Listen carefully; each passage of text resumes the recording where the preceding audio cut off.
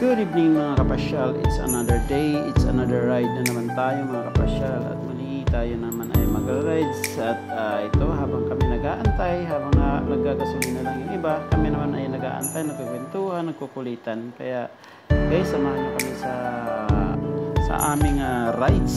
Kaya let's go guys, samahan nyo kami uli.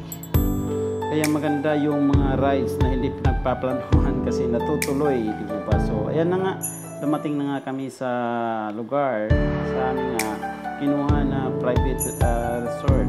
So ayan, sobrang ayun naman, okay naman yung lugar, maganda rin naman yung lugar. So tahimik at saka kahit summer na, medyo malamig na siya. So yan, habang inaayos namin ang aming mga gamit, ayan, no?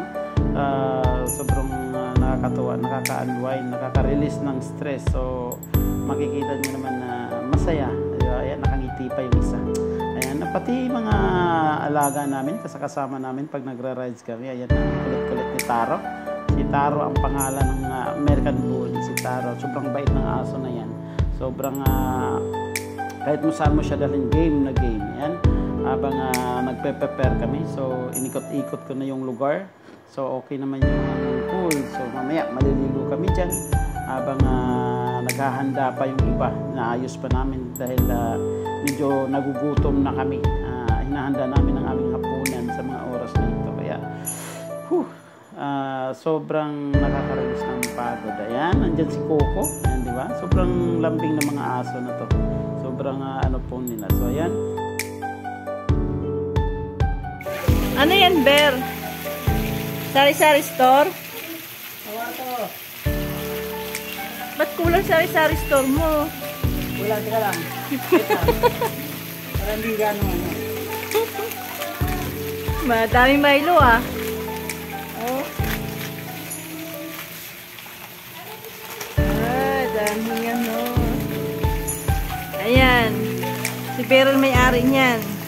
Beryl store.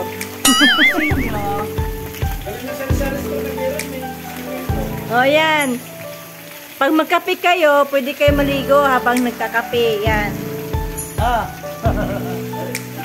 Gusto nyo mainit, bili lang kayo ng kape, Milo, gatas. Pag naiinit na naman kayo, dubog lang kayo dito sa may swimming pool. Oh!